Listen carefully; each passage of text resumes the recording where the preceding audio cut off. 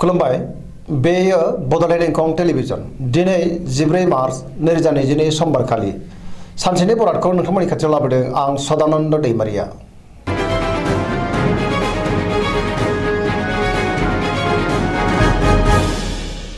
सिगां फरायनो लादों मेष राशि गिबि हांखो अ ल। दिनैनि साना जोबोर मोजां, गुबुनजों मान होजागोन, सोरनिबा गाहाम अनसायनाय मोननो हागोन, जेरावबो जाफुंसार जागोन, गोजोन आरो गाहाम थासारिखौ दिनै मोननो हागोन, बयजोंबो अनसायजागोन,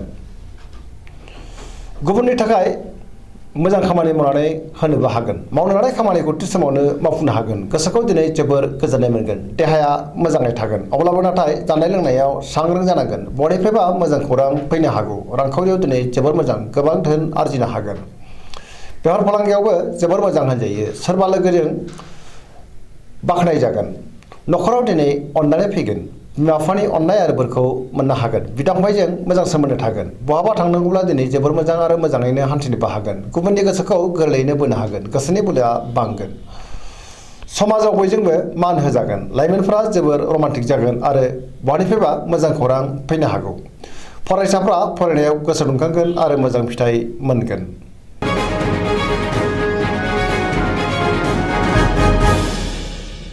वृष राशि गिबि हांखो इ उ ब। दिनैनि साना जोबोर मोजां, सोरजोंबा बाख्नायजानो हागौ, गोसोखौ दिनै जोबोर गोजोननाय मोनगोन, गोसोनि बोलोआ बांगोन, मावनो लानाय खामानिखौ थि समावनो आरो गोरलैयैनो मावफुंनोबो हागोन, समाजाव मान मोनगोन, रांखावरियाव दिनै जोबोर मोजां, गोबां धोन आरजिनो हागोन, बेफार फालांगियाव जोबोर मोजां मुलाम्फा मोनगोन, गुबुननि थाखाय मोजां खामानि मावनानै होनोबो हागोन,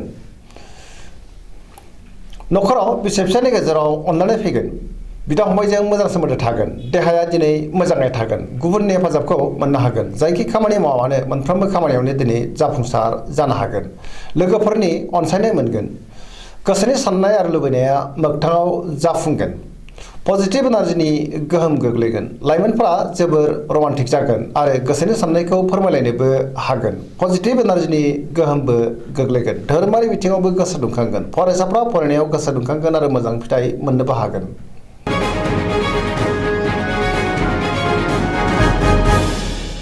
मिथुन राशि गिबि हांखो क स।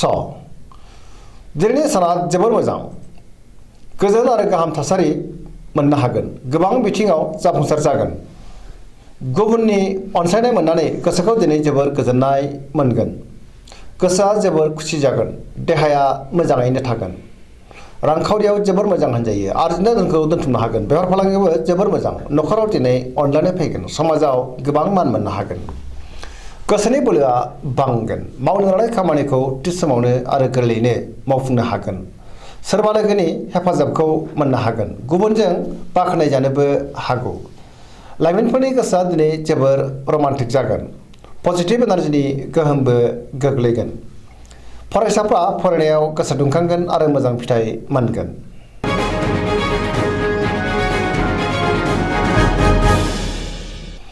कर्कट राशि गिबि हांखो ड ड ह।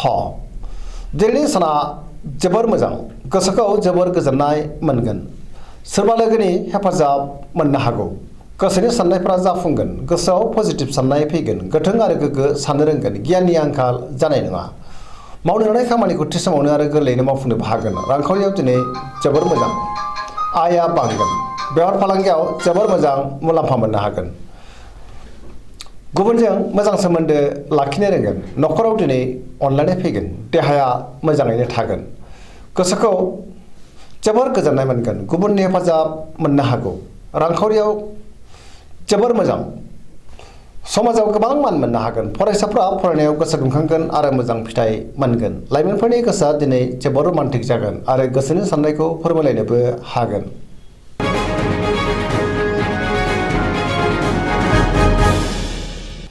सिंह राशि गिबि हांखो म थ। दिनैनि साना जोबोर मोजां, जेरावबो जाफुंसार जानो हागोन, बयजोंबो अनजागोन आरो अनसायजागोन, गोसोआव गोग्गो आरो गोथों साननाय फैगोन, गियाननि आंखाल जानाय नङा, मावनो लानाय खामानिखौ थि समावनो आरो गोरलैयैनो मावफुंनोबो हागोन, सोरबा लोगोनिफ्राय हेफाजाब मोनगोन, बहाबा थांनांगौब्ला दिनै जोबोर मोजां आरो मोजाङैनो हान्थिनोबो हागोन, रांखावरियाव जोबोर मोजां होनजायो, नाथाय अब्लाबो खरसायाबो बांगोन, मोननो गोनां धोनखौबो मोननो हागोन। बेफार फालांगियाव जोबोर मोजां। गोसोनि साननायखौ दिनै गुबुननो फोरमायनोबो हागोन। न'खराव बिसि फिसायनि गेजेराव अनलायनाय फैगोन। बिदा फंबायजों मोजां सोमोन्दो थागोन। समाजाव मान मोनगोन।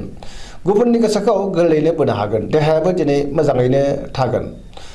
गुबुननि थाखाय गोबां मोजां खामानि मावनानै होनोबो हागोन। पजिटिभ एनार्जिनि गोहोम गोग्लैगोन।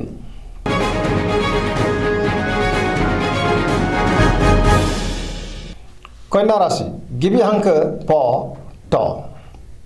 दिनैनि साना जोबोर मोजां। गोसोनि बोलोआ बांगोन। गोसोआव पजिटिभ साननाय फैगोन। गोथों आरो गोग्गो साननो रोंगोन। गियाननि आंखाल जानाय नङा। रांखावरियाव जोबोर मोजां, नाथाय अब्लाबो खरसायाबो बांगोन।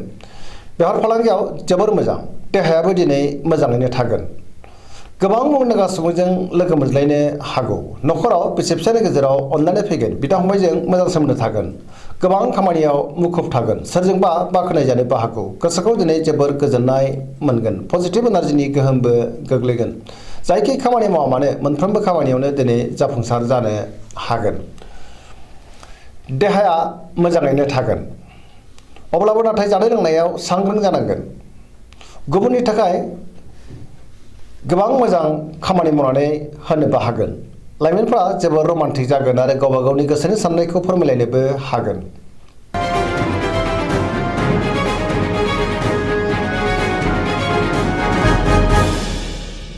तुला राशि गिबि हांखो र ट। दिनैनि साना जोबोर मोजां। गोसोनि साननाया मोगथाङाव जाफुंगोन। गोसोनि साननायखौ दिनै गुबुननो फोरमायनोबो हागोन। मावनो लानाय खामानिखौ थि समावनो मावफुंनो हागोन। देहाया मोजाङै थागोन। रांखावरियाव जोबोर मोजां। मोननो गोनां धोनखौ मोननो हागोन। न'खराव बिसि फिसायनि गेजेराव अनलायनाय फैगोन। बिदा फंबायजों मोजां सोमोन्दो थागोन। समाजाव मान मोननो हागोन। बेफार फालांगियाव जोबोर मोजां। गुबुननि गोसोखौ दिनै गोरलैयैनो बोनो हागोन। लोगोफोरनि अनसायनाय मोनगोन। गोदान थांखि लानो रोंगोन आरो गोदान हाबायाव आखाइ होजेननोबो हागोन। सेंग्रा सिख्लाफोरनि गोसोआ दिनै जोबोर रमान्टिक जागोन आरो गोसोनि साननायखौ फोरमायलायनोबो हागोन। गोसोआव पजिटिभ साननाय फैगोन। गोथों आरो गोग्गो साननो रोंगोन। गियाननि आंखाल जानाय नङा।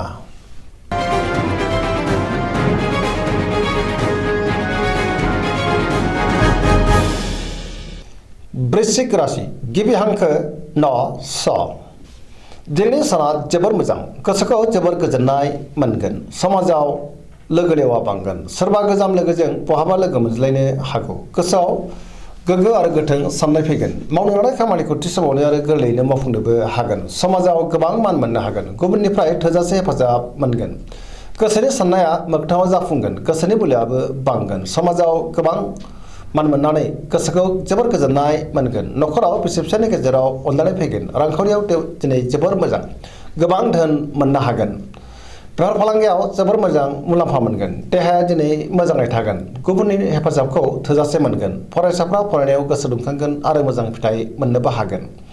लाइमोनफोरा जोबोर रमान्टिक जागोन आरो गोसोनि साननायखौ फोरमायलायनो हागोन।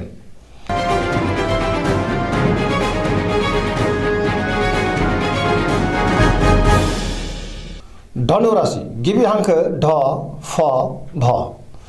दिनैनि साना जोबोर मोजां। गोसोआव गोग्गो आरो गोथों साननाय फैगोन। गियाननि आंखाल जानाय नङा। मावनो लानाय खामानिखौ थि समावनो आरो गोरलैयैनो मावफुंनोबो हागोन। गोसोनि साननाया जाफुंगोन। रांखावरियाव दिनै जोबोर मोजां, नाथाय अब्लाबो खरसायाबो बांगोन। मोननो गोनां धोनखौबो मोननो हागोन। आरजिनाय धोनखौ दोनथुमनो हागोन। गुबुननि थाखाय मोजां खामानि मावनानै होनो हागोन। समाजाव मान मोनगोन। देहाया मोजाङैनो थागोन। अब्लाबो नाथाय जानाय लोंनायाव सांग्रां जानांगोन। न'खराव बिसि फिसायनि गेजेराव अनलायनाय फैगोन। बिदा फंबायनि हेफाजाबखौ थोजासे मोनगोन। बहानिफ्रायबा मोजां खौरां फैनोबो हागौ। लाइमोनफोरनि गोसोआ दिनै जोबोर रमान्टिक जागोन आरो गोसोनि साननायखौ फोरमायलायनोबो हागोन।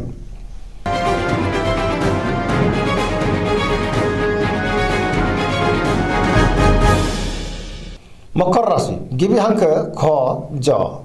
दिनैनि साना जोबोर मोजां। गोसोनि बोलोआ बांगोन। गोसोनि साननाया दिनै मोगथाङाव जाफुंगोन। सिगांनि बबेबा आद्रा खामानिखौबो दिनै मावफुंनो हागोन। मावनो लानाय खामानिखौ मावफुंनो हागोन। रांखावरियाव जोबोर मोजां। आयआ बांगोन। मोननो गोनां धोनखौबो मोननो हागोन। आरजिनाय धोनखौबो दोनथुमनो हागोन। बेफार फालांगियाव जोबोर मोजां मुलाम्फा मोनगोन। गुबुनजों मोजां सोमोन्दो लाखिनो रोंगोन। बहानिफ्रायबा मोजां खौरां फैनोबो हागौ। गोदान खामानियाव आखाइ होजेननो हागोन। सिगांनि बबेबा आद्रा खामानिखौबो दिनै मावफुंनो हागोन। न'खराव अनलायनाय फैगोन। बिदा फंबायनि हेफाजाबखौ मोनगोन। देहाया मोजाङै थागोन। लाइमोनफोरनि गोसोआ दिनै जोबोर रमान्टिक जागोन आरो गावबा गावनि गोसोनि साननायखौ फोरमायलायनोबो हागोन। पजिटिभ एनार्जिनि गोहोमबो गोग्लैगोन।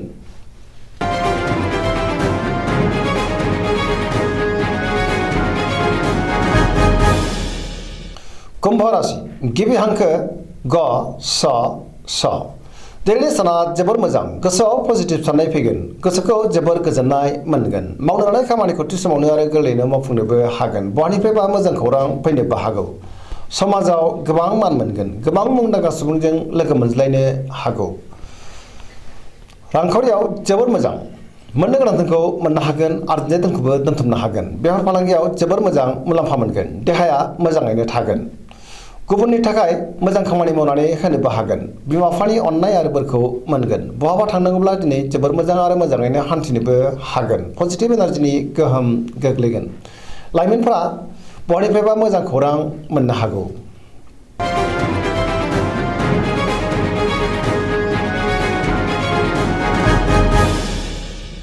मीन राशि गिबि हांखो ड स दिनैनि साना जोबोर मोजां बहाबा दावबायहैनो खाबु मोननो हागौ गोसोआव पजिटिभ साननाय फैगोन गोसोनि बोलोआ बांगोन गावनि गोसोनि साननायखौ दिनै गुबुननो फोरमायनोबो हागोन देहायाबो मोजाङैनो थागोन अब्लाबो नाथाय जानाय लोंनायाव सांग्रां जानाया गाहाम बहानिफ्रायबा मोजां खौरां फैगोन रांखावरियाव जोबोर मोजां आयाबो बांगोन बेफार फालांगियाव जोबोर मोजां मुलाम्फा मोनगोन न'खराव बिसि फिसायनि गेजेराव अननानै फैगोन सोरजोंबा बाख्नायजानोबो हागौ लाइमोनफोरनि गोसोआ दिनै जोबोर रमान्टिक जागोन आरो गोसोनि साननायखौ फोरमायलायनोबो हागोन